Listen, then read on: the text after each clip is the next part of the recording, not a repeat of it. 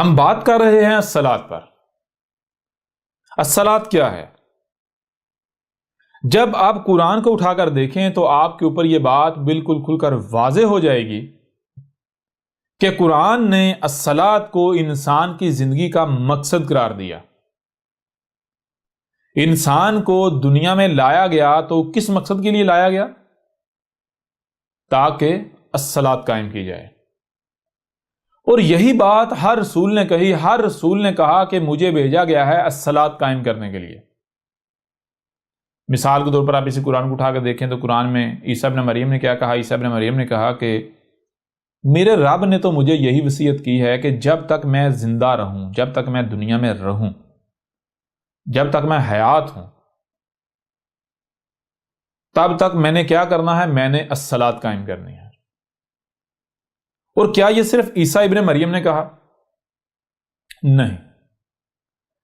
عیسیٰ ابن مریم کیا تھا؟ عیسیٰ ابن مریم رسول تھا، اور رسول کے بارے میں قرآن کیا کہتا ہے؟ قرآن کہتا ہے کہ ہر رسول ایک ہی مقصد کو پورا کرنے کے لیے آیا، ہر رسول ایک ہی دعوت لے کر آیا، ہر رسول پر الکتاب جو ہے اتاری گئی، ہر رسول کا مقصد ایک ہی تھا، اور وہ کیا تھا؟ جو عیسیٰ ابن مریم کہہ رہا ہے کہ میں بھیجا گیا ہوں الصلاۃ قائم کرنے کے لیے، میرے رب نے مجھے وصیت کی ہے کہ میں جب تک حیا ہوں، جب تک زندہ ہوں، الصلاۃ قائم کروں۔ یعنی مجھے وجود میں لایا اس لیے گیا ہے کہ تاکہ میں الصلاۃ قائم کروں۔ یہی بات محمد نے کی کہ میرا دنیا میں آنے کا مقصد کیا ہے؟ دنیا میں آنے کا مقصد ہے الصلاۃ۔ ہر رسول جو ہے الصلاۃ قائم کرنے کے لیے آیا۔ پھر ہم جان چکے ہیں کہ قرآن جتنے بھی رسول ہیں، اور جو رسول کی دعوت کو دل سے تسلیم کرنے والے، یعنی رسول کی اطاعت و اتباع کرنے والے، ان کو قرآن کیا کہتا ہے؟ ان کو قرآن کہتا ہے صالحین۔ صالحین صالح کی جمع ہے، صالح صلحہ سے ہے، صلحہ سال سے ہے۔ سال کسے کہتے ہیں؟ سال کہتے ہیں شے کا اپنے مقام پر ہونا، اور آگے ہا آ جاتا ہے۔ جب ہر شے اپنے مقام پر ہوگی تو پھر کیا ہوگا؟ ہا ہوگا۔ ہا کسے کہتے ہیں؟ توازن کو، بیلنس کو، سکون کو، پرفیکشن کو، کوئی ڈسٹربنس نہیں، کوئی رکاوٹ نہیں، یہ ہوتا ہے صلح۔ اور صلح کہاں ہوتی ہے؟ ظاہر بات ہے جہاں ڈسٹربنس ہو، جہاں رکاوٹ ہو، جہاں خرابی ہو، جہاں کوئی بگاڑ پیدا ہو جائے۔ جیسے مثال کے طور پر دو یا دو سے زائد شخصیات، ان کا آپس میں معاملات گڑبڑ ہو جائے، ان میں بگاڑ پیدا ہو جائے، تو کیا کہا جاتا ہے؟ ان کی صلح کرا دو۔ صلح کرا دو کا مطلب کیا ہوتا ہے؟ کہ ان کے درمیان جو اختلاف ہے اس اختلاف کو دور کر کے ان کو واپس پہلے ایک جیسا کر دو، ان کو جوڑ دو۔ یہ ہوتی ہے صلح۔ تو رسول کیا کرنے آتا ہے؟ رسول صلح کے لیے آتے ہیں۔ اصلاح کہاں صلح کرنے کے لیے؟ زمین میں، زمین کی اصلاح کرنے کے لیے آتے ہیں۔ اور جو رسول کی دعوت کو تسلیم کرتے ہیں وہ کیا کرتے ہیں؟ وہ زمین کی اصلاح کرتے ہیں۔ یوں ان کو کیا کہا جاتا ہے؟ صالحین کہا جاتا ہے۔ تو اب ذرا دیکھیں کہ رسول جس مقصد کے لیے آتے ہیں، جب اس مقصد کو پورا کرتے ہیں تو رسولوں کو صالحین کہا جا رہا ہے۔ صالحین کسے کہا جائے گا، یا صالح کسے کہا جائے گا؟ ظاہر ہے صالح تو اسے کہا جائے گا کہ جو اصلاح کرتا ہے۔ اصلاح کس میں کی جاتی ہے؟ جس میں کوئی بگاڑ ہو۔ اب ذرا غور کریں کہ کیا نمازیں پڑھنے سے آپ کسی کو صالح کہہ سکتے ہیں؟ نمازیں پڑھنے سے کہیں بگاڑ ہے، وہ بگاڑ دور ہو سکتا ہے؟ یعنی دیکھیں، رسول آتے ہیں زمین کی اصلاح کرنے، زمین میں اصلاح کرنے، نہ کہ زمین میں بگاڑ پیدا کرنے۔ اور جو رسولوں کی دعوت کا کفر کرتے ہیں وہ کیا کرتے ہیں؟ وہ زمین میں بگاڑ، فساد کرتے ہیں، زمین میں بگاڑ پیدا کرتے ہیں۔ میں آپ سے سوال کرتا ہوں کہ کیا نمازیں نہ پڑھنے سے زمین میں بگاڑ ہوتا ہے؟ اور نمازیں پڑھنے سے اگر کوئی زمین میں بگاڑ ہے تو وہ بگاڑ دور ہو کر زمین کی اصلاح ہو جاتی ہے؟ اگر تو ایسا ہو جاتا ہے تو پھر بلا شک و شبہ نماز ہی الصلاۃ ہے، اور اگر ایسا نہیں تو پھر نماز الصلاۃ کیسے ہو سکتی ہے؟ پھر اس کو ایک اور زاویے سے، ایک اور پہلو سے آپ کے سامنے رکھتے ہیں۔ جب یہ بات واضح ہوگی کہ دنیا میں آنے کا مقصد ہے الصلاۃ قائم کرنا، تو پھر ہم ایسا کرتے ہیں کہ ہم لفظ الصلاۃ کو ایک لمحے کے لیے ایک سائڈ پر رکھتے ہیں۔ ہم یہ جاننے کی کوشش کرتے ہیں کہ دنیا میں آنے کا مقصد کیا ہے، دنیا میں آنے کا ہمارا مقصد کیا ہے۔ جو مقصد ثابت ہو جائے اسے کیا کہا جائے گا؟ اس کو قرآن نے الصلاۃ کہا، اس کو الصلاۃ کہا جائے گا۔ اچھا، مقصد کیا ہے؟ کسی بھی شے کو اگر وجود میں لایا جاتا ہے، کوئی بھی شے بنائی جاتی ہے، وہ کیوں بنائی گئی، کس لیے بنائی گئی، یعنی اس کا مقصد تخلیق کیا ہے، مقصد وجود کیا ہے، اگر اسے جاننا ہے تو سب سے بہترین فارمولہ یہ ہے، سب سے بہترین ذریعہ یہ ہے کہ آپ اس شے میں صلاحیتوں کو دیکھ لیں، اگر آپ نے اس شے میں جو صلاحیتیں ہیں انہیں جان لیا تو آپ کے اوپر واضح ہو جائے گا کہ اس شے کا مقصد کیا ہے، کیونکہ جو صلاحیتیں ہیں وہ کسی بھی شے کا مقصد تخلیق، مقصد وجود واضح کر دیتی ہیں۔ کسی بھی شے کا مقصد کیا ہے اس میں موجود جو صلاحیتیں ہیں وہ طے کرتی ہیں۔ مثال کے طور پر ایک چھوٹی سی مثال ہے، اگر آپ کا مال ہے اور آپ نے اس مال کی رکھوالی کے لیے آپ کو ایک کتے کی ضرورت ہے، آپ کتا لے کر آتے ہیں، لیکن ساتھ ایک بکری بھی لے آتے ہیں۔ آپ دیکھیں نظر آنے میں، وزن میں کتا اور بکری تقریباً ایک جتنے ہیں، دونوں میٹیریل سے، مواد سے بنے ہوئے ہیں، دونوں ہی مواد سے بنے ہوئے ہیں، میٹیریل سے بنے ہوئے ہیں، مادے سے بنے ہوئے ہیں۔ میں آپ سے سوال کرتا ہوں کہ جب آپ نے مال کی رکھوالی رکھوانی ہے تو کیا بکری کو رکھوالی پر رکھیں گے یا کتے کو رکھیں گے؟ تو ڈیفینیٹلی آپ کا جواب یہ ہوگا کہ بھائی کتے کو رکھیں گے۔ اب یہاں اگر میں آپ سے سوال یہ کروں کہ آپ بکری کو کیوں نہیں اس مقصد کے لیے رکھتے، تو آپ کا جواب کیا ہوگا؟ جواب بالکل واضح ہے، بھائی بکری میں وہ صلاحیت نہیں ہے، بکری میں وہ صلاحیتیں نہیں ہیں، وہ صلاحیتیں کتے میں ہیں، اس لیے کتے کو رکھوالی پر رکھا جائے گا۔ یعنی ایسا نہیں ہے کہ وہ کتا ہے تو کتے کو، اس کا کتا ہونا رکھوالی اس کا مقصد طے کرتا نہیں، بلکہ کتے میں وہ صلاحیتیں ہیں۔ مثال کے طور پر اگر کتا جو ہے، اگر اس میں یہ صلاحیتیں نہیں ہے رکھوالی کرنے والی، کتا بالکل بکری کے جیسا ہے، شریف سا، سیدھا سادہ، ڈرپوک سا، جو چور کو دیکھ کر بھونکتا نہیں ہے، ڈر کے بھاگ جاتا ہے، کیا ایسے کتے کو آپ صلاحیتوں مال کی رکھوالی پر رکھیں گے؟ تو یہاں بھی جواب ہے بالکل نہیں۔ یعنی رکھوالی کے لیے کتا ہونا شرط نہیں ہے، رکھوالی کے لیے صلاحیتیں ہونا شرط ہے۔ صلاحیتیں طے کرتی ہیں کسی بھی شے کا مقصد کیا ہے۔ چھری لے لیں، آپ چھری سے کیا کریں گے؟ جو کام چھری سے آپ کرتے ہیں وہی کام آپ ڈنڈے سے کر سکتے ہیں؟ یا ایسی شے جس میں وہ چھری والی صلاحیتیں نہیں پائی جاتی، اس سے کر سکتے ہیں آپ کام؟ نہیں کر سکتے۔ یہاں تک کہ اگر چھری جو ہے اس میں بھی کاٹنے کی صلاحیت نہ ہو تو آپ اس سے سبزی یا فروٹ یا کچھ نہیں کاٹ سکتے۔ کسی بھی شے کا مقصد کیا ہے اس میں موجود صلاحیتیں طے کرتی ہیں۔ تو اب میں آپ سے سوال کرتا ہوں، دیکھیں آپ نے اگر جاننا ہے کہ آپ کو اس دنیا میں کیوں لایا گیا، آپ کا مقصد تخلیق کیا ہے، تو کیسے پتا چلے گا؟ کیا آپ کو اپنے اندر جان کر یہ دیکھنا نہیں چاہیے کہ میرے اندر صلاحیتیں کیا ہیں؟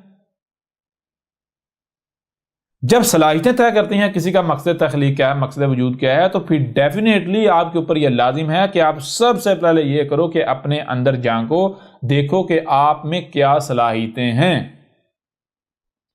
جس دن آپ نے اپنی صلاحیتوں کو پہچان لیا، جان لیا، آپ کے اوپر بالکل کھل کر واضح ہو جائے گا کہ آپ کا دنیا میں آنے کا مقصد کیا ہے۔ چلیں ہم جانتے ہیں، ان صلاحیتوں کو جانتے ہیں، سامنے رکھتے ہیں جو صلاحیتیں جتنے بھی بشر ہیں ان میں کامن ہیں، مشترک ہیں۔ اچھا وہ کیا ہیں؟ دیکھیں آپ کے پاس سننے کے لیے کان ہیں، کان لگے آپ کو۔ اچھا کانوں کا کیا مقصد ہے؟ تو کسی کو بھی بتانے کی ضرورت نہیں ہے، ہر ایک کے اوپر واضح ہے کہ بھائی کانوں کا مقصد کیا ہے۔ کانوں سے سننے کی صلاحیت ہے، اس لیے کانوں کا مقصد کیا ہے؟ کانوں سے سننا۔ آپ کو آنکھیں دی گئی تو آنکھوں کا کیا مقصد ہے؟ آنکھوں سے دیکھنے کی صلاحیت ہے، تو آنکھوں سے کیا کیا جائے گا؟ دیکھا جائے گا۔ لہذا آنکھیں کس مقصد کے لیے؟ آنکھیں دیکھنے کے لیے ہیں۔ یعنی کان زمین نرم کرنے کے لیے نہیں ہے، کان بولنے کے لیے نہیں ہے، کان کس لیے؟ سننے کے لیے۔ آنکھیں کس لیے؟ سننے کے لیے۔ کیوں؟ کیونکہ کانوں میں سننے کی صلاحیت ہے، آنکھوں میں دیکھنے کی صلاحیت ہے۔ اچھا کیا صرف آپ میں یہی دو صلاحیتیں؟ نہیں بھائی، جو ہم سنتے ہیں اور دیکھتے ہیں اس سے سمجھنے کی صلاحیت بھی دی گئی ہمیں، ہمارے اندر سمجھنے کی بھی صلاحیت ہے۔ اچھا کیا صرف یہی ہے؟ نہیں، بولنے کی صلاحیت بھی ہے۔ کیا یہی ہے؟ نہیں، اور ہے کیا؟ عمل کرنے کی صلاحیت بھی ہے۔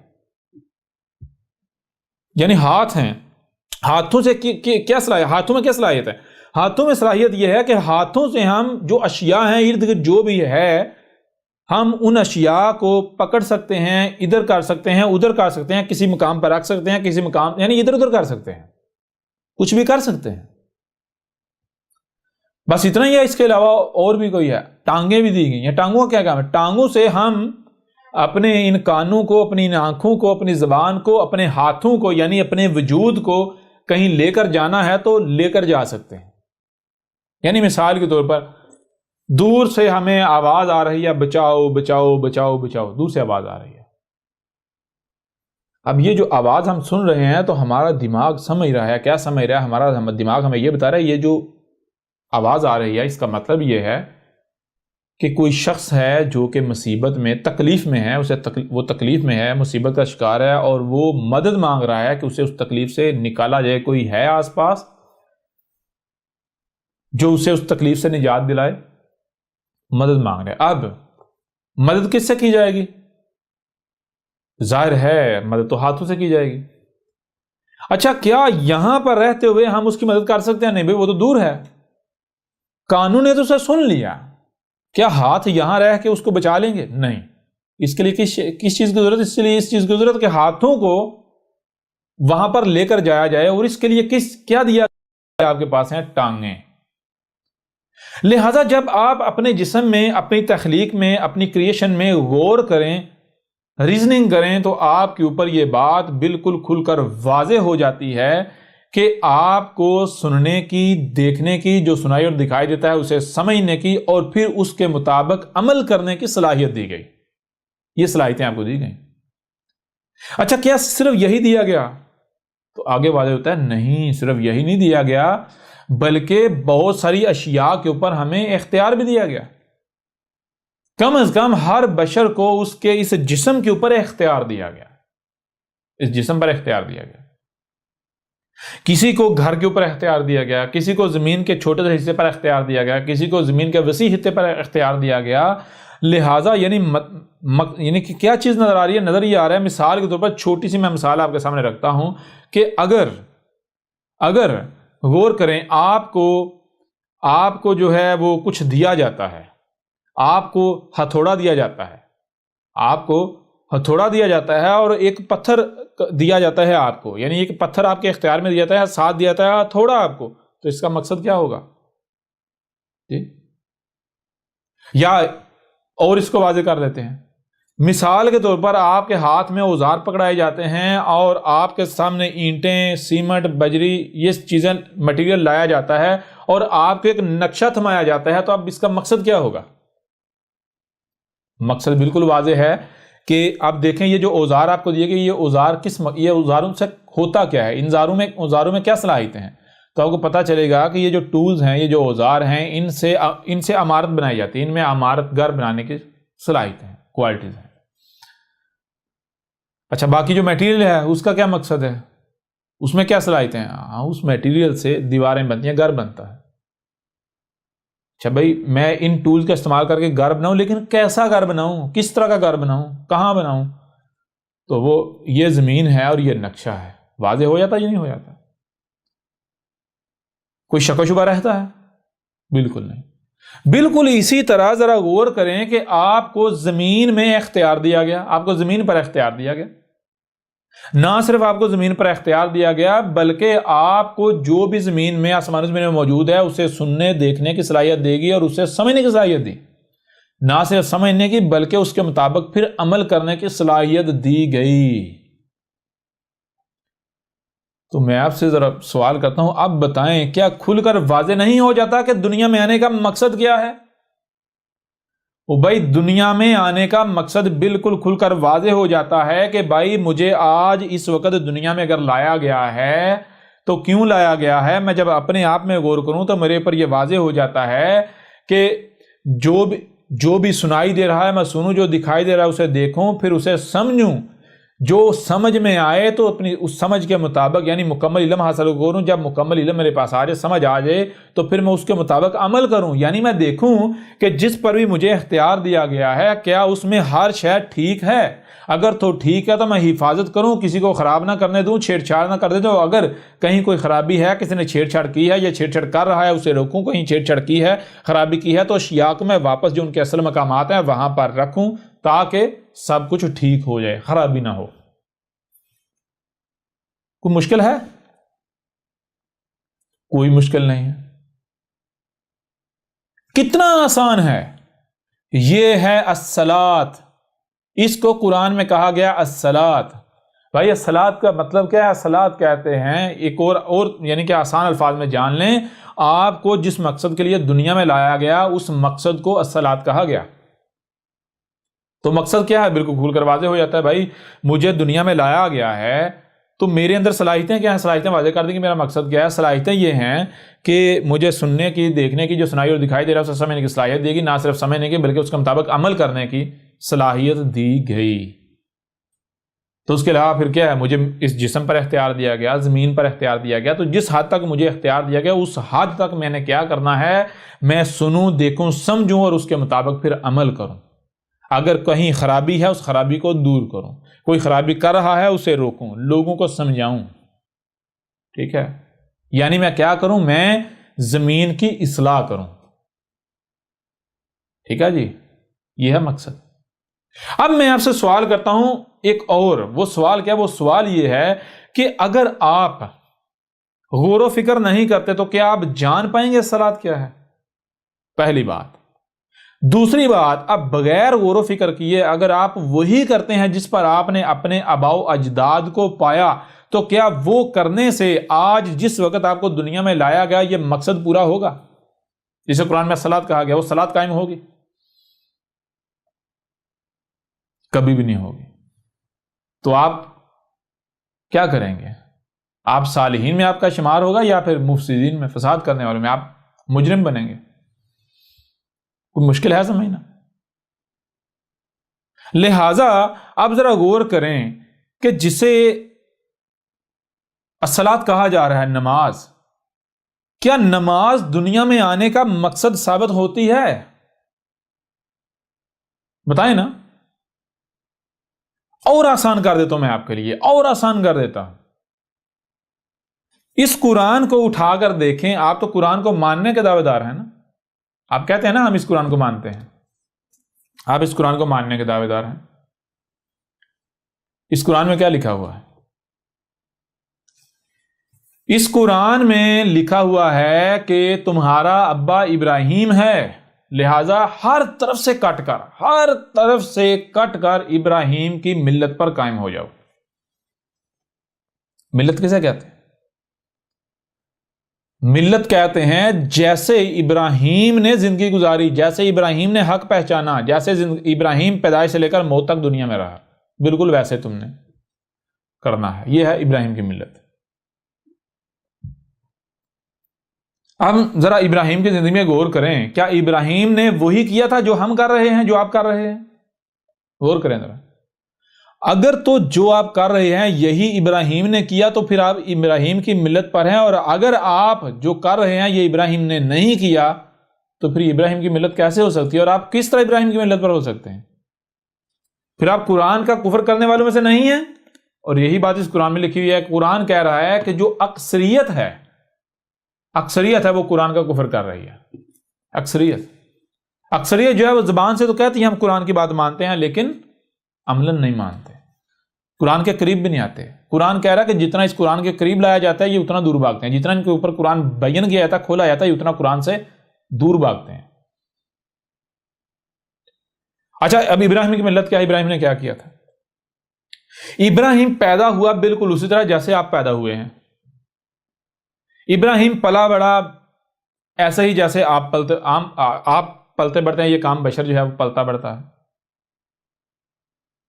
جیسے آپ پیدا ہوتے ہیں تو بچپن میں 100% پیدا ہوتے ہی 100% والدین کے یا بڑوں کو محتاج ہوتے ہیں، بالکل اس طرح ابراہیم بھی محتاج تھا. جو والدین یا جن کا محتاج تھا ابراہیم، جو وہ کھلاتے تھے وہی کھاتا تھا، جو وہ پلاتے تھے وہی پیتا تھا، جو وہ پہناتے تھے وہی پہنتا تھا. جب پیدا ہوا 100% ان کا محتاج تھا، ایک رائی برابر بھی خود کفیل نہیں تھا. لیکن جیسے جیسے بڑا ہوتا گیا، وقت گزرتا گیا، بڑا ہوتا گیا تو ابراہیم خود مختار ہوتا گیا. تو جس قدر ابراہیم خود مختار ہوتا گیا اس قدر اپنے بڑوں کی محتاجی اس کی ختم ہوتی گئی. ٹھیک ہے جی. اب ہوتا کیا ہے، ایک وقت آتا ہے کہ جب ابراہیم مکمل طور پر بااختیار ہو جاتا ہے. وہ کھا خود رہا ہے، کھانے کے لیے والدین کا یا بڑوں کا محتاج نہیں ہے، پینے کے لیے بڑوں کا محتاج نہیں ہے، چلنے کے لیے بڑوں کا محتاج نہیں ہے. سننے کے لیے، دیکھنے کے لیے، کھانے کے لیے، پینے کے لیے، پہننے کے لیے، ہر لحاظ سے وہ خود مختار ہو چکا ہے، لیکن وہ دیکھتا ہے، وہ کہتا ہے کہ بھائی میرا آنے کا، دنیا میں آنے کا مقصد کیا ہے؟ مجھے دنیا میں لایا گیا، بڑا کیا گیا، جب مجھے اتنا بڑا کر دیا، میرا مقصد کیا ہے؟ اب جب مقصد کو تلاش کرنا شروع کیا تو دیکھا کہ بھائی وہ کہہ رہا ہے یہ مقصد ہے، یعنی دین یہ ہے، وہ کہہ رہا ہے دین یہ ہے، وہ کہہ رہا ہے دین، اور ہر کا معاملہ کیا ہے؟ ہر ایک کا معاملہ یہ ہے کہ ہر ایک یہی دعویٰ کر رہا ہے کہ جو میرا دین ہے یہی حق ہے، باقی سارے باطل ہیں، باقی گمراہ ہیں، ہمارا فرقہ، میرا فرقہ حق پر ہے، باقی سارے گمراہ ہیں۔ ابراہیم دیکھتا ہے، کہتا ہے کہ ایسا کیسے ممکن ہے کہ سارے کے سارے ہی حق پر ہوں، سارے کے سارے ہدایت یافتہ ہوں، سب کے پاس حق ہو؟ کیونکہ حق تو کوئی ایک ہی ہو سکتا ہے، یا تو ان میں سے کوئی ایک حق پر ہے، یا پھر یہ سارے کے سارے ہی باطل ہیں، کسی ایک کو بھی حق کا نہیں علم۔ اب ابراہیم کہتا ہے کہ بھائی اب کیسے پتہ چلے گا حق کیا ہے؟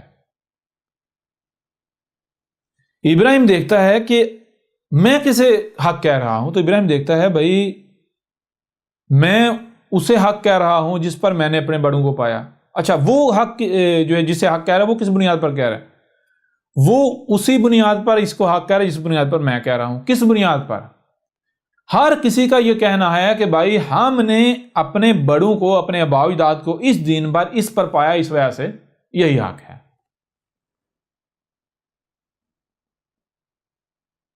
اب ابراہیم غور کرتا ہے، ابراہیم دیکھتا ہے کہ بھائی میں آج صحیح کیا ہے، غلط کیا ہے، میں تو خود مختار ہو چکا ہوں، اس کے باوجود بھی میں آج بھی، یعنی باقی معاملات میں خود مختاری کا اعلان کر رہا ہوں، خود مختاری کا دعویٰ کر رہا ہوں، کھا خود رہا ہوں، پی خود رہا ہوں، دیکھ خود رہا ہوں، سن خود رہا ہوں، چل رہا ہوں، سب کچھ خود کر رہا ہوں۔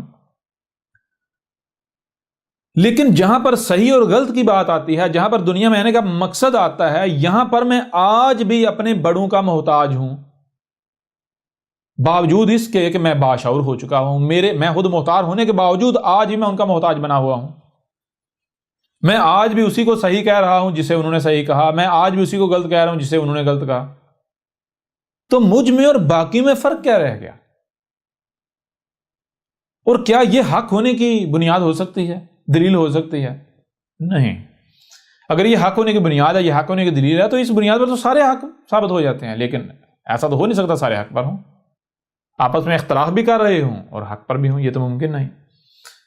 لہٰذا ابراہیم نے غور کیا کہ جس نے مجھے وجود میں لایا ہے، وہ جو بھی ہے وہ بات کی بات ہے، لیکن کیا اس نے جیسے باقی معاملات مجھے خود مختار کر دیا ہے، میرے بڑوں کے محتاجی سے مجھے نکال دیا ہے، مجھے خود مختار بنایا ہے، آزاد کر دیا ہے،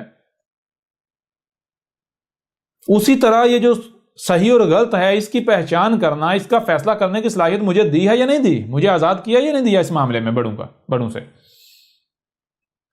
تو ابراہیم دیکھتا ہے بھائی میں تو باشعور ہو چکا ہوا ہوں، صحیح کیا ہے اور غلط کیا ہے میں تو اس کا فیصلہ کرنے کی صلاحیت رکھتا ہوں۔ جب میرے رب نے مجھے یہ صلاحیت دے دی ہے، جب میرے اندر یہ صلاحیت آ چکی ہوئی ہے، اس کے باوجود بھی میں اپنے بڑوں کو، یعنی اسی کو صحیح کہتا ہوں، اسی کو غلط کہتا ہوں، جس کے اوپر میں نے بڑوں کو پایا، جس کو میرے بڑے صحیح اور غلط کہتے ہیں، تو میں کیا کہہ رہا ہوں؟ میں تو اپنے عمل سے اعلان کر رہا ہوں کہ نہیں جی میں باشعور نہیں ہوں، ابھی مجھے شعور نہیں دیا گیا، ابھی میں صحیح اور غلط کا فیصلہ نہیں رکھتا۔ بچپن میں اگر جسے، یعنی اسے ہی صحیح کہتا رہا جس کو میرے بڑوں نے کہا، اسے ہی غلط کہتا رہا جسے میرے بڑوں نے کہا، تو میری مجبوری تھی، میں ان کا محتاج تھا، آج محتاج تو نہیں ہوں نا۔ تو ابراہیم نے کیا کیا؟ ابراہیم نے سب سے پہلے اپنے گریبان میں جھانکا، ابراہیم نے سب سے پہلے اس دین کے اوپر نظر ثانی کی جس پر اس نے اپنے بڑوں کو پایا، جس کو اس کے بڑے صحیح کہہ رہے تھے اور غلط کہہ رہے تھے، سب سے پہلے ابراہیم نے اس کے اوپر غور کیا، اس میں غور کیا، اس کو دیکھا، اس کو پرکھا۔ تو جب ابراہیم نے غور و فکر کیا تو پتا چلا کہ جس کو اس کے بڑے حق کہہ رہے ہیں وہ تو گمراہیاں ہیں۔ تو قرآن میں کیا ہے؟ قرآن میں یہ ہے کہ ابراہیم نے اپنے ابا کو کہا کہ اے ابا تو شرک کر رہا ہے، جس دین پر تو ہے یہ حق نہیں ہے، ٹھیک ہے؟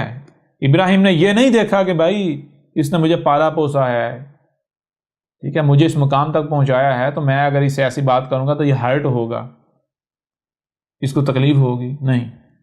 یا پھر ابراہیم نے یہ نہیں کیا بھائی یہ تو اس نے مجھے پالا پوسا ہے اتنی محنت سے، لہذا میں اس کے بدلے میں جسے یہ حق کہہ رہا ہے اسے ہی آنکھیں بند کر کے مانتا رہوں. نہیں، یہ نہیں کیا. وہ اس نے احسان کیا ہے، وہ احسان اس کا اپنی جگہ. احسان کا بدلہ احسان ہے. جیسے میں جب محتاج تھا تو اس نے مجھے تکالیف سے بچایا. جس معاملے میں وہ خود کفیل تھا، خود محتاج، اس نے مجھے ان معاملات میں بچایا، میری مدد کی، میرے اوپر احسان کیا، میں اس کا محتاج. بالکل اسی طرح جس معاملے میں میں خود محتاج ہوں، میں خود کفیل ہوں اور وہ میرا محتاج ہے، تو میں جو اس نے میرے اوپر احسان کیا تو اس کا بدلہ اسے لوٹاؤں گا. میں اسی طرح اسے بچاؤں گا جیسے اس نے مجھے بچپن میں بچایا تھا. جیسے اس نے مجھے بچپن سے میں سمجھتا تھا اس میں میرے لیے فائدہ ہے، جس میں اپنے لیے فائدہ سمجھتا تھا میں اس کی طرف دوڑ پڑتا تھا، لیکن یہ سمجھدار تھا، اس نے مجھے ان سے بچاتا تھا. تو جیسے بچپن میں اس نے مجھے آگ سے بچایا، نقصان سے بچایا، بالکل اسی طرح آج میں جن کو یہ اپنے لیے فائدہ مند سمجھ رہا ہے لیکن اس میں اس کو سمجھ نہیں ہے، ٹھیک ہے نا، یہ ناسمجھی میں ان کے پیچھے جا رہا ہے، حالانکہ وہ حقیقت میں آگ ہے، اس میں تباہی ہے، ہلاکت ہے، نقصان ہے. تو میں جیسے بچپن اس نے میرے اوپر احسان کیا تھا، اس نے مجھے بچایا تھا، بالکل اسی طرح میں اس کو بچاؤں گا. تو ابراہیم نے کیا کیا؟ ابراہیم نے سب سے پہلے اسی دین کے اوپر نظر ثانی کی جس دین پر اپنے بڑوں کو پایا. جب غور و فکر کیا تو پتا چلا یہ تو باطل ہے. تو ابراہیم نے کوئی پرواہ نہیں کی، لات مار دی. اس کے بعد ابراہیم نے یعنی کہ غور و فکر کرنا شروع کر دیا. کرتے کرتے کرتے پتا چلا سارے کے سارے فرقے غلط ہیں، سب کے سب بھی باطل ہیں، گمراہ ہیں. ہر کوئی اسی کو حق کہہ رہا ہے جس پر اس نے اپنے بڑوں کو پایا. ابراہیم نے کہا کہ مجھے آج اس وقت دنیا میں لایا گیا ہے، اگر میں نے وہی کرنا ہے جو 1000 سال پہلے کیا جاتا رہا، اگر میں نے وہی کرنا ہے جو 2000 سال پہلے یا 1500 سال پہلے یا 1400 سال پہلے یا 500 سال پہلے کیا جاتا رہا، یہاں تک کہ 100 سال پہلے جو کیا جاتا رہا، اگر میں نے وہی کرنا ہے تو مجھے آج دنیا میں کیوں لایا گیا؟ مجھے تب دنیا میں لایا جاتا. مجھے اگر آج دنیا میں لایا گیا ہے تو آج اس وقت کیا کرنا ہے، اس مقصد کے لیے لایا گیا. ٹھیک ہے، مجھے آج دنیا میں لایا گیا تو میں آج پہچانوں کہ آج مجھے دنیا میں لائے جانے کا مقصد کیا ہے اور میں اسے پورا کروں. تو پھر قرآن کیا بتاتا ہے؟ قرآن بتاتا ہے ابراہیم ہدایت کیسے ملی. ابراہیم نے آسمان و زمین میں غور و فکر کیا. جب ابراہیم نے آسمان و زمین کائنات میں غور و فکر کیا تو اس کے اوپر حق کھل کر واضح ہو گیا. ٹھیک ہے، یہ ہے ابراہیم کی ملت. تو اب کیا آپ ابراہیم کی ملت پر چل رہے ہیں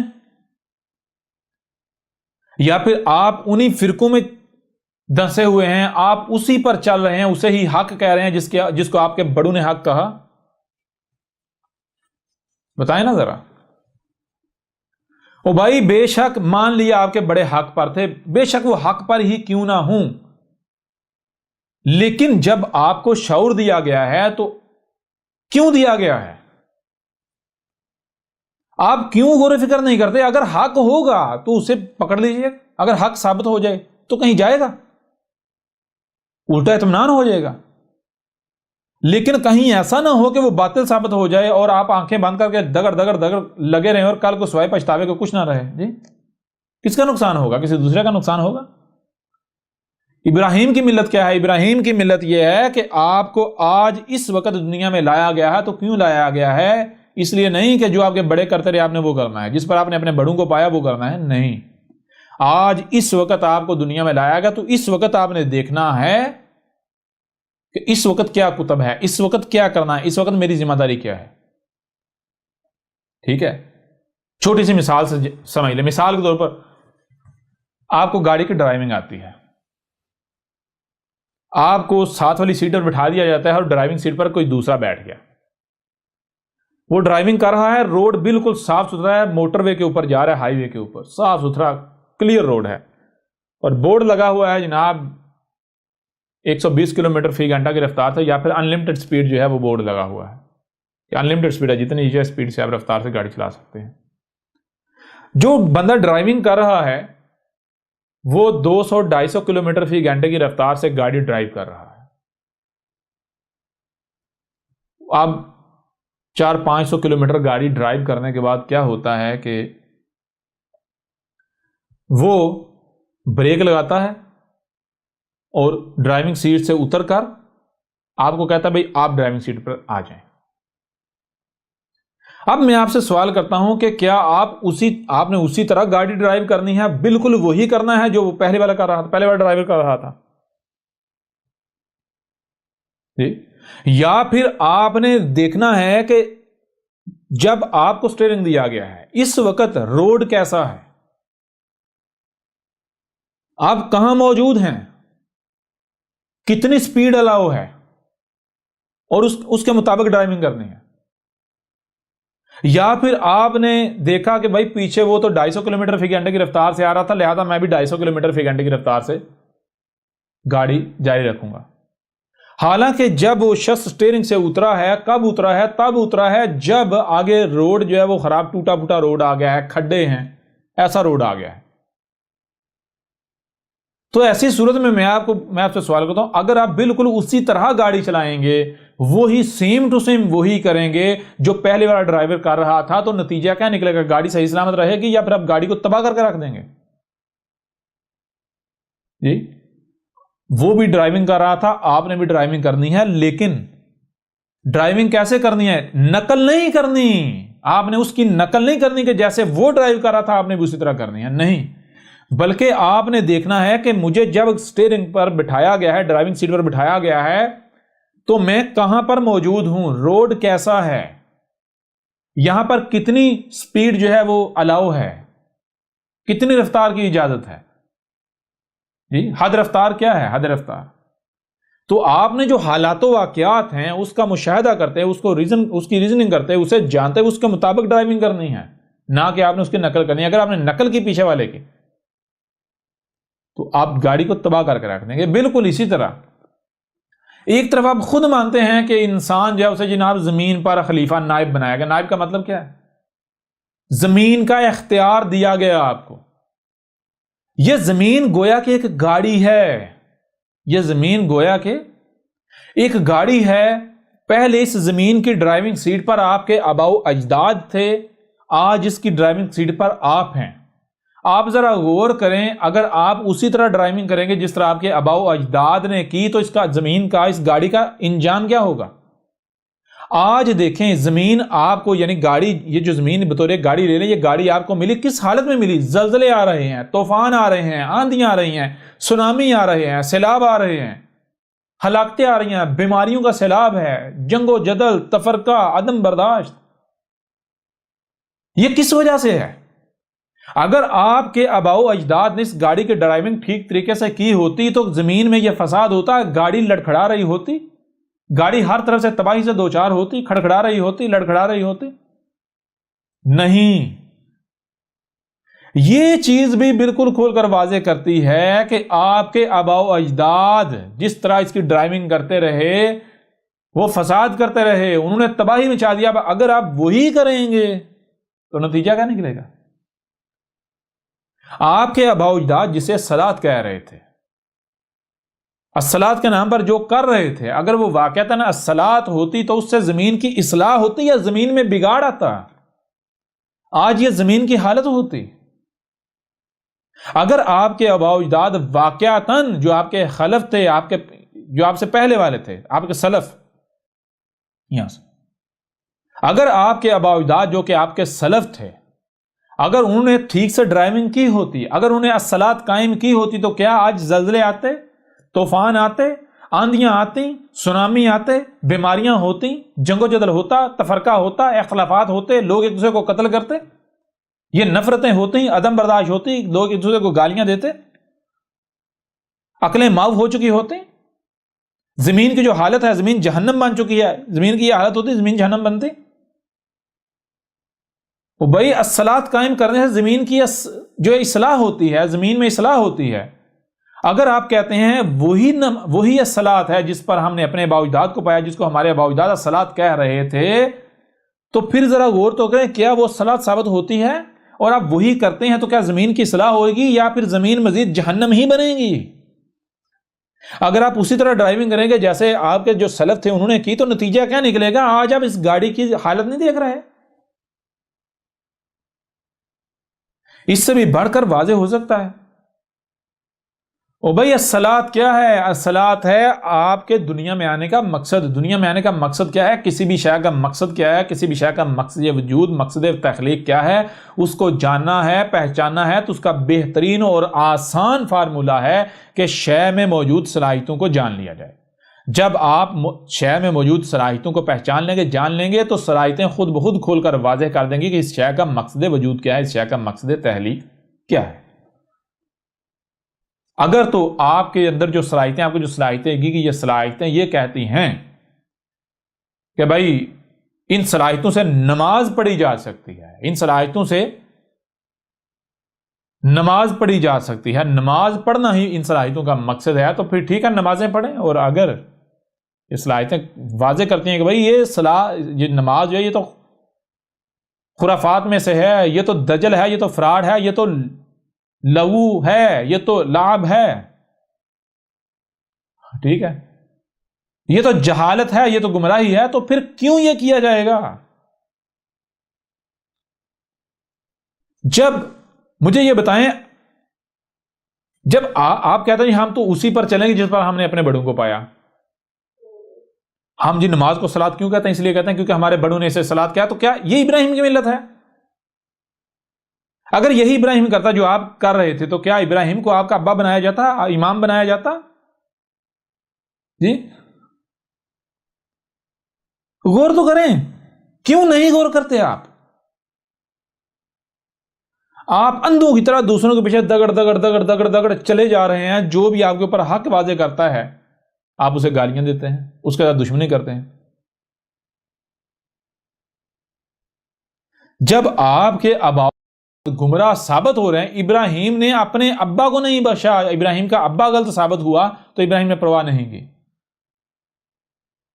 اور آپ جن سے آپ کا کوئی تعلق نہیں ہے وہ کب کے مر کھپ چکے ہوئے ہیں، وہ کوئی 1000 سال پہلے، 1200 سال پہلے، 1300 سال پہلے، 500 سال پہلے، 600 سال پہلے، 100 سال پہلے، آپ اندھو کی طرح ان کے پیچھے چل رہے ہیں۔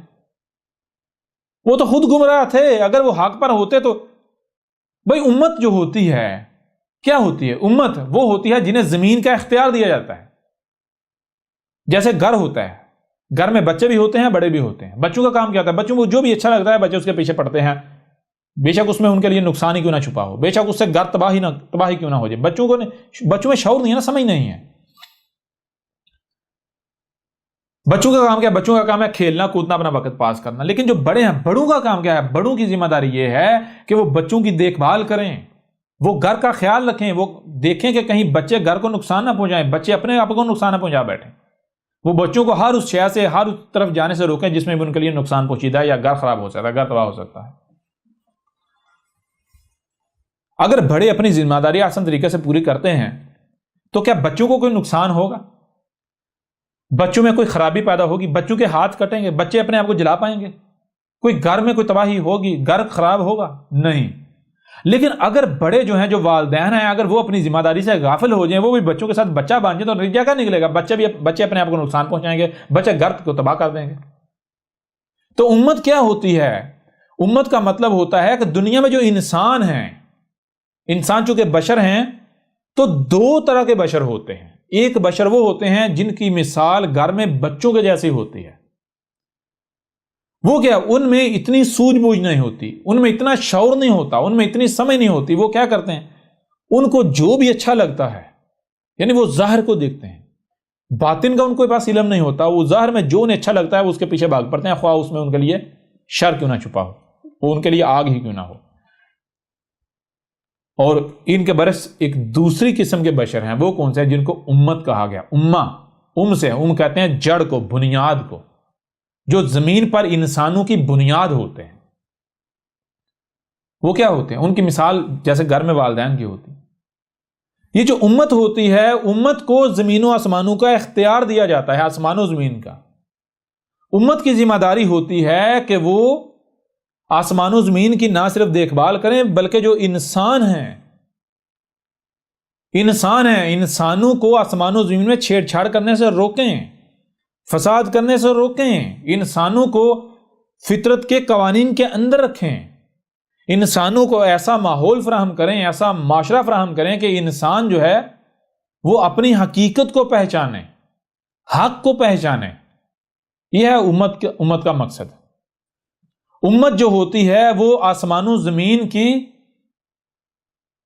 رکھوالی کرنے والا گروہ ہوتا ہے۔ ان کی حفاظت کرنے والا گروہ ہوتا ہے. مثال کے طور پر آج سے پیچھے چلے جائیں 14 صدی قبل محمد نے کیا کہا تھا؟ محمد نے کہا تھا کہ مجھے زمین کے خزانوں کی چابیاں دے کر بھیجا گیا ہے. کیوں؟ تاکہ میں زمین کے جو خزانے ہیں ان کی حفاظت کروں.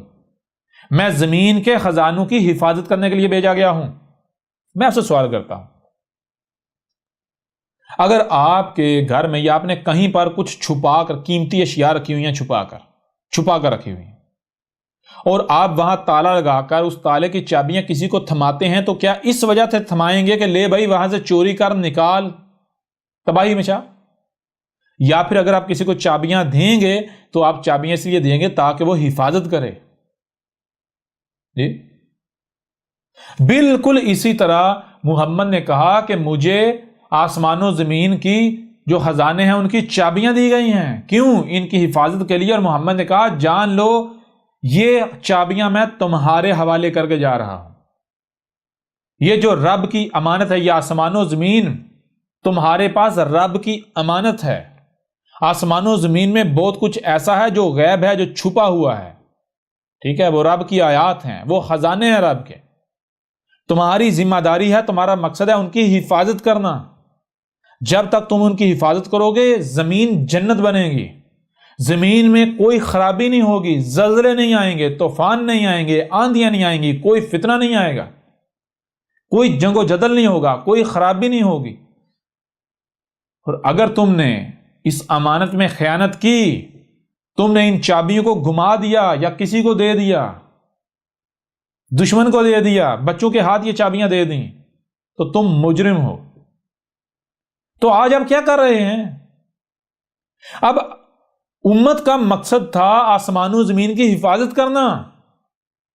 آسمان و زمین میں جو رب کے پوشیدہ خزانے ہیں ان کے اوپر پہرا دینا مقصد تھا، تاکہ جو انسان ہیں جن کی آسمان و زمین میں ایسی مثال ہے جیسا گھر میں بچوں کی مثال ہوتی ہے، انسان جو ہیں ان کے پیچھے نہ پڑتے، انسان ان کو نکالتے نہ. کیوں؟ آسمان و زمین میں ایک توازن قائم کیا گیا، المیزان وضع کیا. اس قرآن کو اٹھا کر دیکھیں، پورے کا پورا قرآن بار بار واضح کر رہا ہے، جان لو ہم نے آسمان و زمین میں المیزان وضع کیا. کوئی بھی جو سائنٹسٹ ہے، کوئی بھی جو سائنس کا علم رکھنے والا ہے، اس سے پوچھے کیا آسمان و زمین میں توازن نہیں قائم کیا گیا تھا؟ اور کہا کہ جان لو اس میزان میں خسارہ نہیں کرنا. پہلی بات یہ ہے کہ آسمان و زمین میں صرف وہی شے استعمال کرنی ہے جس کو تم واپس رکھ سکو. کیوں؟ اگر کوئی شے تم ایسی استعمال کر دو جس کو تم واپس نہیں رکھ سکتے تو توازن بگڑ جائے گا ہی نہیں بگڑے گا؟ توازن تو بگڑ جائے گا. لہٰذا پہلی بات آسمان و زمین میں صرف اسی شے کا استعمال کرنا ہے جس کو تم وہاں واپس رکھ سکتے ہو. اور دوسری بات کہ اگر کسی شے کو واپس رکھنا ہے تو اسے استعمال ہی پھر کیوں کریں؟ یعنی اگر استعمال کی جاتی ہے تو کیونکہ ضرورت ہے نا، جب ضرورت ہے استعمال کے لیے، واپس ہم کیسے رکھیں؟ اگر واپس رکھنی ہوتی تو ہم لیتے ہی نہ. ہاں ہمیں پتا ہے کہ اگر یعنی کہ مثال کے طور پر واپس رکھنی ہے تم نہیں رکھ سکتے، کیونکہ اگر یعنی کہ تمہارے پاس ہوتی یا تم خود کفیل ہوتے تم لیتے ہی نہ. اگر تم نے لی ہے تو واپس تم جو ہے وہ نہیں رکھ سکتے. لیکن ایک صورت ہے، ایک طریقہ ہے جس طریقے سے تم واپس رکھ سکتے ہو. کیوں؟ اگر تم نے واپس شے نہ رکھی تو توازن بگڑ جائے گا، میزان میں خسارہ ہو جائے گا. واپس کیسے رکھنی ہے؟ واپس رکھنی ہے قسط کے ساتھ، یعنی تھوڑی تھوڑی کر کے. جیسے مثال کے طور پر اگر آپ کو لکڑی کی ضرورت ہے، لکڑی آپ درخت کاٹیں گے، اب ویسا ہی درخت آپ نے وہاں رکھنا ہے. کیسے؟ تھوڑا تھوڑا کر کے، قسط کے ساتھ، تاکہ وزن قائم رہے.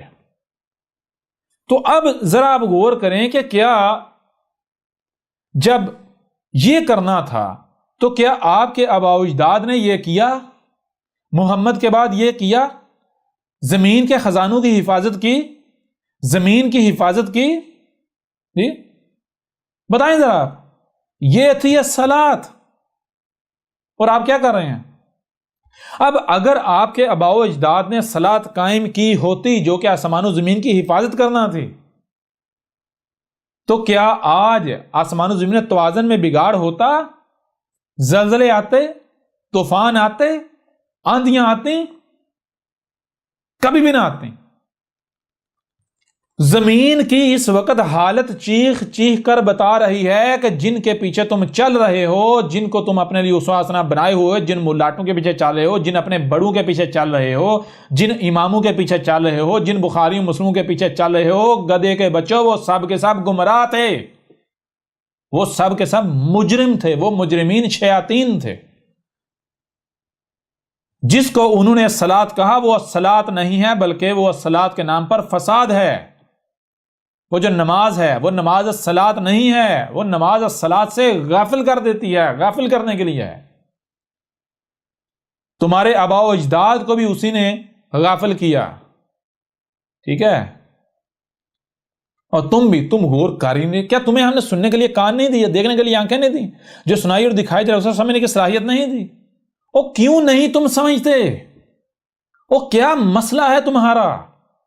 او گدھے کے بچوں، آج تمہارے پاس وقت ہے، اگر تم لوگوں نے یہ وقت ضائع کر دیا تو مارے جاؤ گے، غور کر لو۔ تم کہتے ہو کہ ہم ابراہیم کے دین پر ہیں، ابراہیم کی ملت پر ہیں، تم بکواس کرتے ہو، تم جھوٹ بولتے ہو۔ یہ ابراہیم نے کیا تھا، تم تو ابراہیم کے اوپر الزام لگاتے ہو، تم تو قرآن کے اوپر الزام لگاتے ہو، تم تو رسولوں کے اوپر الزامات لگاتے ہو۔ دنیا کی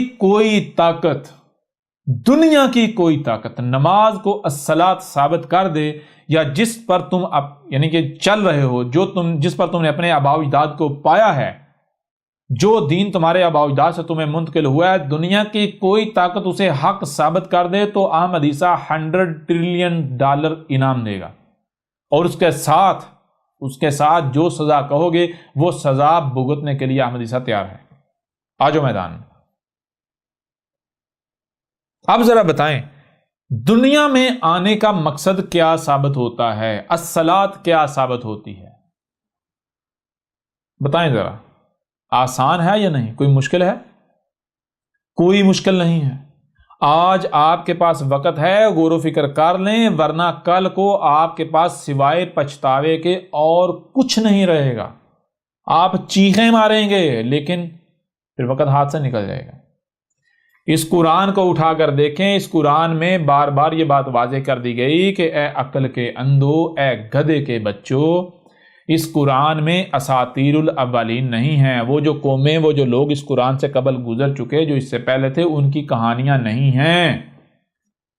اس قرآن میں ان کی مسلوں سے تمہارا ذکر ہے، تو کہیں آل فرعون کی مسل نہ بن جانا، کہیں جو قوم نوح ہے اس کی مسل نہ بن جانا، کہیں قوم عاد کی مسل نہ بن جانا، کہیں قوم سمود کی، قوم مدین کی، قوم لوط کی، آل فرعون کی مسل نہ بن جانا، ٹھیک ہے؟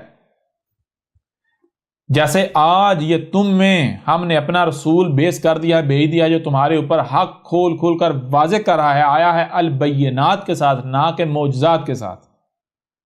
بالکل اسی طرح ہم نے اس سے قبل ہر قوم میں نذیر بیس کیا تھا، متنبہ کرنے والا بیس کیا تھا۔ اور جیسے آج تم کفر و کذب کر رہے ہو اور کہہ رہے ہو ہم تو اسی پر چلیں گے جس پر ہم نے اپنے آباء و اجداد کو پایا، بالکل یہی ان قوموں نے بھی کیا تھا، تو ان کا انجام کیا ہوا تھا؟ اگر آج تم بھی وہی کرتے ہو تو تمہارا انجام کوئی مختلف نہیں ہونے والا، انجام تمہارے سر پر کھڑا ہوا ہے۔ آج تمہارے پاس وقت ہے اور یہ انتہائی کم رہ چکا ہے، عذاب تمہارے بالکل سر کے اوپر آ چکا ہے۔ اب بھی اگر تمہیں عقل نہیں آتی، اب بھی اگر تم غور و فکر نہیں کرتے، اب بھی اگر تم سوچ و بچار نہیں کرتے، تو جان لو ہلاکت سے تمہیں دنیا کی کوئی طاقت نہیں بچا سکتی۔ اگر تمہیں گمانڈ ہے اپنی اکثریت پر، تو پھر پہلی قوموں کو کیا اکثریت بچا سکی تھی؟ اگر تمہیں گمانڈ ہے اپنے اسباب و وسائل پر، اپنی طاقت پر، اپنی قوت پر، تو کیا ان کی طاقت، ان کی قوت، ان کے اسباب ان کو بچا پائے تھے؟ غور کر لو، تمہاری جسے تم الصلاۃ کہتے ہو، نماز کے پرخچے اڑا کے رکھ دیے۔ تمہارے اماموں، تمہارے ملاٹوں کی نماز ان کی جیبوں میں ڈال دی، توڑ مروڑ کے اس کے پرخچے اڑا کے، یہ لو اے ملاٹو، اپنی نماز رکھو اپنی جیب میں۔ تمہاری نماز کی ایسی کی تیسی، تمہاری نماز احمد عیسیٰ کے جوتے کی نوک پر، ٹھیک ہے، اگر تم حق پر ہو تو آؤ سامنے، آؤ احمد عیسیٰ کو غلط ثابت کرو، آؤ سامنے اس سے پہلے کہ مارے جاؤ، عذاب تمہارے سر پر کھڑا ہے۔ تمہیں لگتا ہے کہ یہ مذاق چل رہا ہے، تمہیں یہ لگتا ہے کہ یہ 4 دن اسی طرح چیخے گا چلائے گا، اس کے بعد چپ ہو جائے گا، مر کھپ جائے گا اور ہماری دکانداری ایسے ہی چلتے رہیں گے؟ سوال ہی پیدا نہیں ہوتا۔ اگر تو اس سے قبل جب ہم نے رسول بیس کیا اور وہی ہوا جو تم گمان کر رہے ہو، جو تمہارا ظن ہے، تو پھر تو ٹھیک ہے، آج بھی وہی ہوگا جیسا تمہارا ظن ہے۔ اسی طرح ان قوموں کا بھی یہی ظن تھا۔ قوم نوح کیا کہتی تھی؟ وہ کہتی تھی نا، کوئی ایسا سونامی نہیں آنے والا، اگر آ بھی گیا تو ہمارے پاس جو اسباب و وسائل ہیں، ہم نہیں غرق ہونے والے۔ بچے تھے، بچ پائے تھے، مقابلہ کر پائے تھے، سچے ثابت ہوئے تھے۔ انہوں نے بھی نوح کی دعوت کو مذاق سمجھ لیا تھا، ان کو بھی لگتا تھا یہ کذاب ہے۔ نوح کو کذاب کہتے تھے، گالیاں دیتے تھے، بکواسات کرتے تھے۔ کیوں؟ ظاہر ہے آسان تھوڑے یہ بھائی، ہم ہی میں سے ہمارے ہی جیسا ایک نوجوان ہماری ہی زبان بولنے والا، ہماری طرح کھاتا ہے، پیتا ہے، بیوی ہے، بچے ہیں، بازاروں میں جاتا ہے، ہم خود کو اس کے آگے جھکا دیں؟ نا نا نا نا، ہم بہتر ہیں، ہم خیر ہیں اس سے، ہم نہیں اس کے آگے خود کو جھکانے والے، ہمارے ملاٹے بہتر ہیں۔ نا نا، یہ اکیلا، باقی سارے غلط؟ کیا یہ اکیلا سچا ہو گیا؟ کیا حق ہونے کے لیے اکثریت معیار ہے؟ جی، کیا قرآن میں کہانیاں سنائی گئیں گدھے کے بچوں، یہ جو کچھ تم کر رہے ہو یہ سارا اس قرآن میں پہلے سے واضح کر دیا گیا؟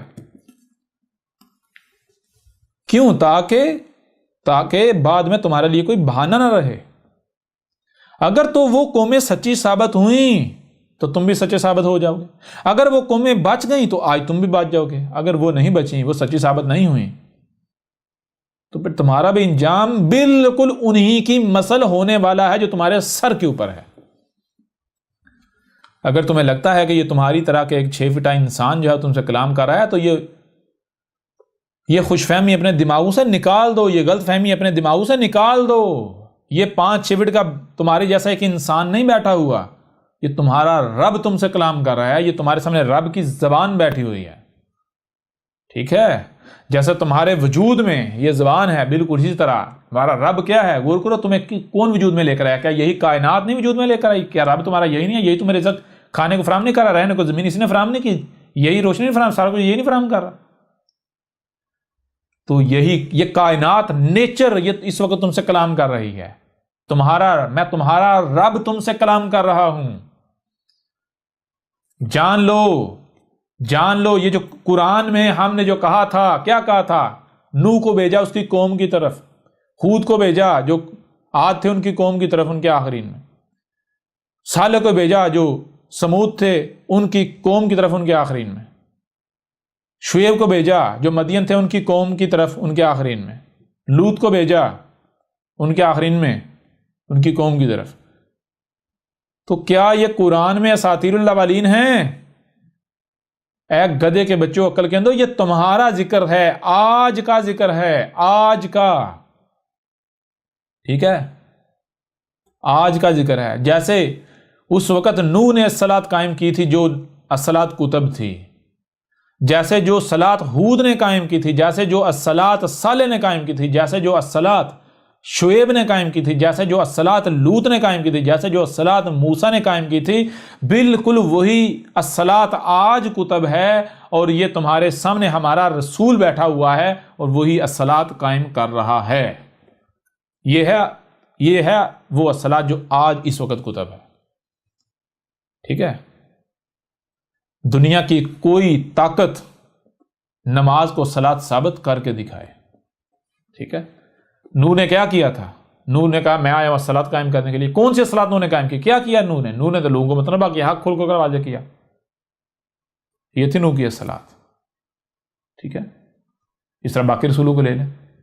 تو دنیا کی کوئی طاقت نماز کو الصلاۃ ثابت نہیں کر سکتی، اور جو بھی نماز پڑھ رہے ہیں جان لو تم لوگ جہالت کی گہرائیوں میں ہو، تم لوگ گمراہیوں میں ہو، تم لوگ جو ہے ایک بے مقصد فضول اور جہالت کو اپنائے ہوئے ہو، بے مقصد اور فضول عمل کو اپنائے ہوئے ہو. ٹھیک ہے، یہ جو تمہاری نمازیں ہیں یہ جہالت ہے، یہ بے وقوفی ہے، یہ پاگل پن ہے. ٹھیک ہے، یہ جو تمہاری نمازیں ہیں یہ بالکل فضول عمل ہے، بیکار عمل ہے، جہالت ہے، یہ الٹا جرم ہے. یہ صلاۃ کے نام پر الصلاۃ سے غافل ہو تم، اس نے تمہیں الصلاۃ سے غافل کیا ہوا ہے. الصلاۃ اپنی جگہ پر موجود ہے، تم لوگ الصلاۃ کے نام پر الصلاۃ کا کفر کر رہے ہو، الصلاۃ سے کذب کر رہے ہو. لہذا اب آؤ میدان میں اور اپنی نمازوں کو الصلاۃ ثابت کر کے دکھاؤ. نہیں کر سکتے تم. بہرحال یوں اس پہلو سے بھی آپ کے اوپر بالکل کھل کر واضح ہو گیا. اب بڑھتے ہیں ایک اور پہلو کی طرف، اس پہلو سے آپ کے اوپر واضح کرتے ہیں.